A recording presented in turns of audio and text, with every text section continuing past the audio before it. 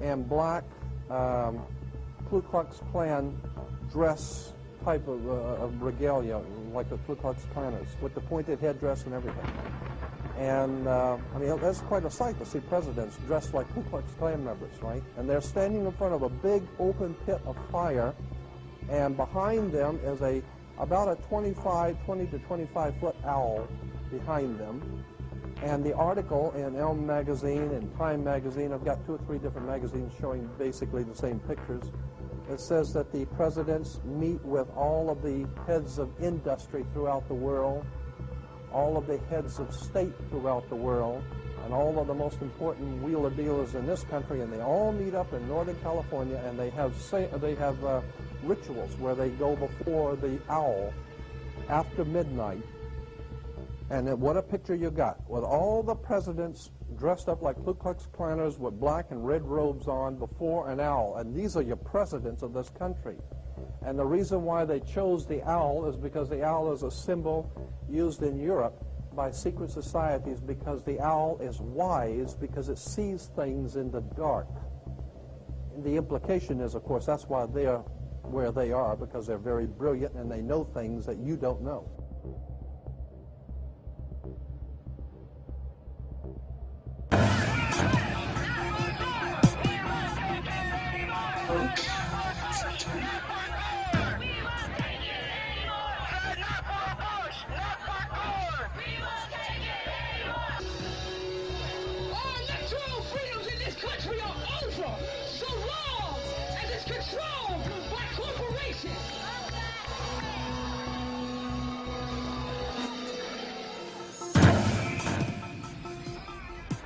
Your living room is the factory. The product being manufactured is you.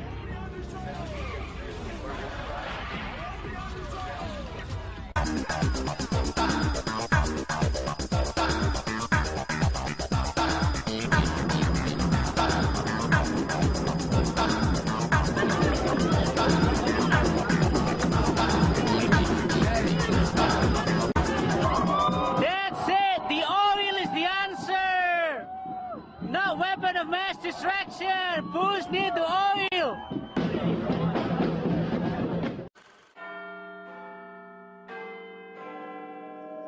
Studying shadows like an indoor cat until dusk, when the sky walks me home. How far has the ancient Illuminati secret society network penetrated world politics? If you read the many books published about conspiracies, then you will learn that many leading authors have alleged that British Prime Minister Tony Blair is a high-ranking Freemason.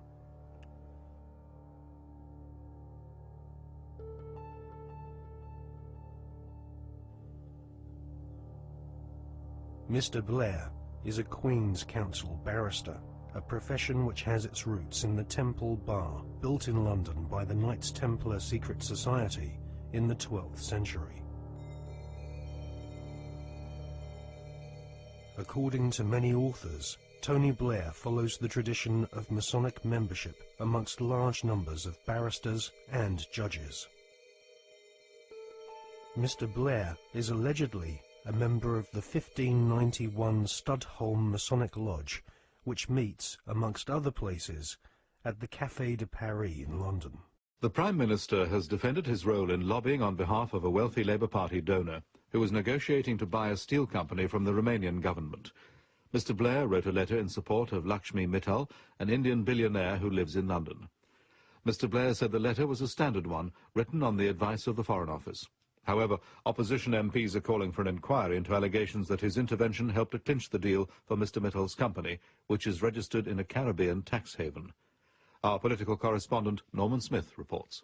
Lakshmi Mittal donated more than £100,000 to Labour after the last election. Shortly after that, Mr. Blair wrote a letter to the Romanian Prime Minister in support of a successful bid by Mr. Mittal's company, L&M, Holdings, to buy a Romanian steelworks. Studying shadows like an indoor cat until dusk, when the sky walks me home. How far has the ancient Illuminati secret society network penetrated world politics? If you read the many books published about conspiracies, then you will learn that many leading authors have alleged that British Prime Minister Tony Blair is a high-ranking Freemason. Studying shadows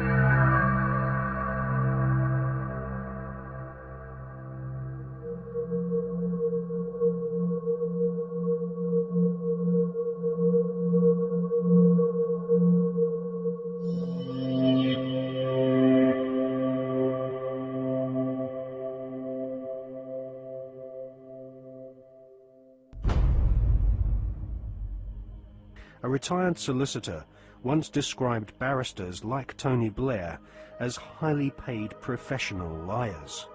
So it is unlikely that Tony Blair will ever come clean about his membership of a secret society. However, one thing we can be sure about. The Masonic establishment at the heart of British society does not like being probed or investigated when it comes to matters of Masonic membership. A recent Select Committee inquiry chaired by Labour MP Chris Mullins found that the Metropolitan Police Force and Judiciary were unwilling to force their members to disclose if they were members of secret societies.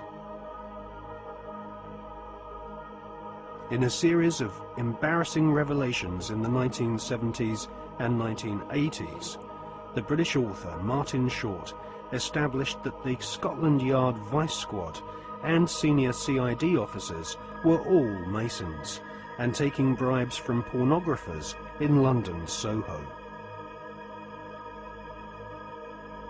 Martin Short estimates that 1 in 6 British police officers are Masons, and that there are approximately 600,000 Freemasons in Britain today. Many Freemasons occupy highly paid jobs at local borough councils across Britain, which often have Masonic temples inside council buildings, maintained at the taxpayers' expense. In Scotland, Masons used to proudly parade through the streets. After the exposure of local authority frauds involving corrupt Masonic solicitors and councillors, British Freemasons went underground and now rarely march in view of the public. The public image of British Freemasonry has been damaged by the revelation that supercriminal Kenneth Noye and the men responsible for the Brinks-Mat gold bullion robbery were all Masons. As Prime Minister, Tony Blair has frequent meetings with the Queen. She herself is Grand Patroness of International World Freemasonry, which has its Grand Lodge of England headquarters near Drury Lane in London. The British government employs a huge number of civil servants, magistrates, judges, solicitors and officials, which have all historically been Freemasons. The deceased author of The Brotherhood, Stephen Knight, says that penetration of Freemasonry into the British establishment goes way beyond policemen and parish councils. Knight says that the Palace of Westminster, home to the British Parliament, is used as a meeting place for at least 2 Masonic lodges. One of these lodges is called the New Welcome Masonic Lodge, which regularly hosts blood-curdling rituals and ceremonies inside the Palace of Westminster. Members of Parliament from all political parties gather together, wearing white gloves, sashes, lambskin aprons, and wielding ceremonial daggers, swearing bloodthirsty oaths of allegiance to each other. Just where this leaves British democracy is anyone's guess, but the fact that these secret ceremonies take place in a building paid for by the British taxpayer leaves one wondering if Freemasons do not see themselves as superior to the average British citizen. Many researchers claim British Prime Minister Tony Blair is a high-ranking 33rd degree Freemason. This is the highest rank of Mason, and this elite cabal of British Freemasonry has its own headquarters at number 10 Duke Street, which some claim is connected to number 10 Downing Street via a secret underground tunnel. Inside the Duke Street headquarters of the Supreme Council of the 33rd degree, there is a red room, a black room, and a chamber of death, which Masons use for macabre rituals based on ancient Jewish mysticism and Enochian magic.